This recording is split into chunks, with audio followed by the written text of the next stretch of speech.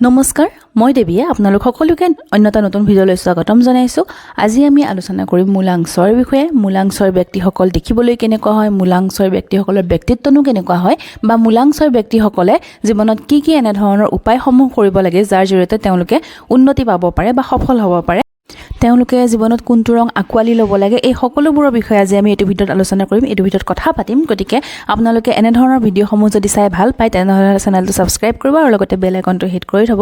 আৰু এতিয়া আমি চাওঁ বলকচোন মূলাংশৰ ব্যক্তিসকল কেনেকুৱানো হয়, তেওঁলোকৰ ব্যক্তিত্বনো কেনেকুৱা হয় আৰু তেওঁলোকে কি কি ধৰণৰ কাম কৰা উচিত।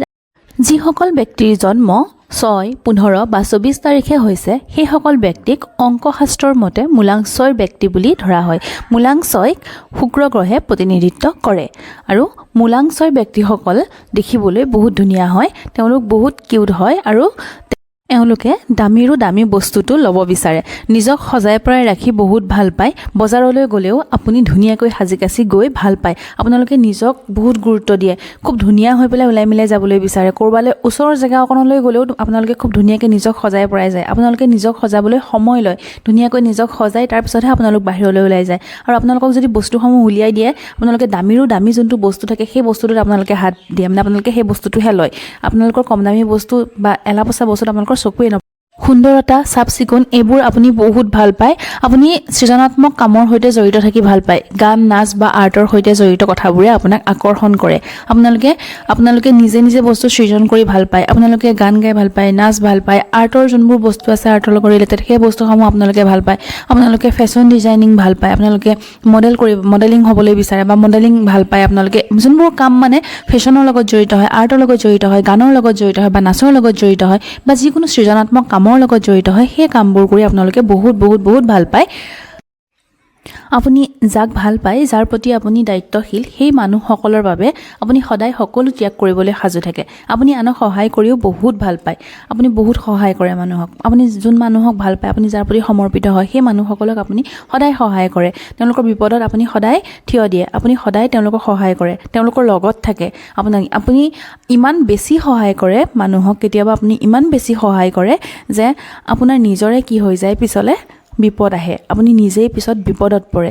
গতিকে আপুনি আনক সহায় কৰক, সহায় কৰাটো বেয়া কথা নহয়, কিন্তু ভাবি চিন্তি সহায় কৰক আৰু নিজৰ ফালে চাই সহায় কৰক। ইমান বেছি সহায় নকৰিব যাতে আপোনাৰ নিজৰে বিপদ হয়। মানে যোনসকল মানুহৰ মূলাংশ হয়, সেই মানুহসকলে আনক ইমানেই সহায় কৰে যে নিজলৈ বিপদ মাতি আনে, ইমান সহায়।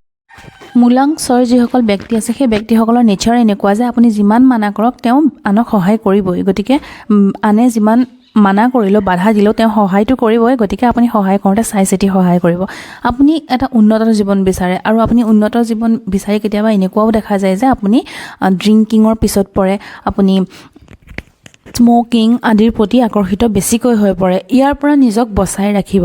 আপুনি বহুত ড্ৰিংকিঙৰ প্ৰতি বা স্মকিঙৰ প্ৰতি, এটা উন্নত জীৱন যাপন বুলি ক'লে আপোনাৰ মনলৈ এনেধৰণৰ ছবি আহিব পাৰে, খুব ধৰক ড্ৰিংকিং কৰি থকা এজন মানুহ বা খুব স্মকিং কৰি থকা এজন মানুহ, তেনেকুৱা এখন ছবি আপোনাৰ মনলৈ আহিব পাৰে। আপুনিও সেই দিশে মানে আকৰ্ষিত হৈ গুচি যাব পাৰে। গতিকে ইয়াৰ পৰা নিজকে আপুনি বচাই ৰাখিব যিমান পাৰে।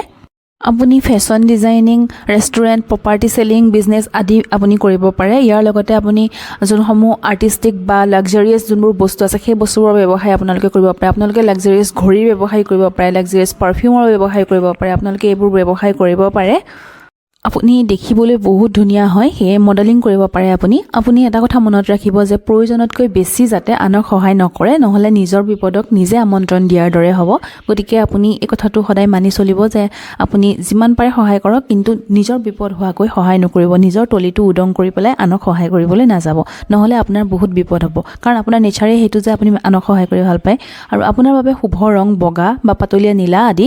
আৰু আপুনি শুক্ৰবাৰে বগা বা পাতলীয়া নীলা ৰংটো পিন্ধিব পাৰে। তাৰোপৰি আপুনি জীৱনত বগা আৰু পাতলীয়া নীলা ৰংটোক আদৰণি জনাওক।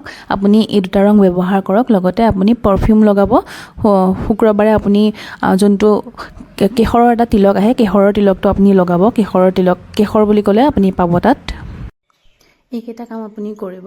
আৰু আপোনাৰ লগত কথাবোৰ মিলিছেনে নাই কমেণ্ট বক্সত নিশ্চয়কৈ লিখি জনাব। আশা কৰিছোঁ ভিডিঅ'টো চাই আপোনালোকে ভাল পালে আৰু এনেধৰণৰ ভিডিঅ' পাই থাকিবৰ বাবে আপোনালোকে চেনেলটো ছাবস্ক্ৰাইব কৰি ৰাখিব। আজিলৈ আহিছোঁ। হৰ হৰ মহাদেৱ।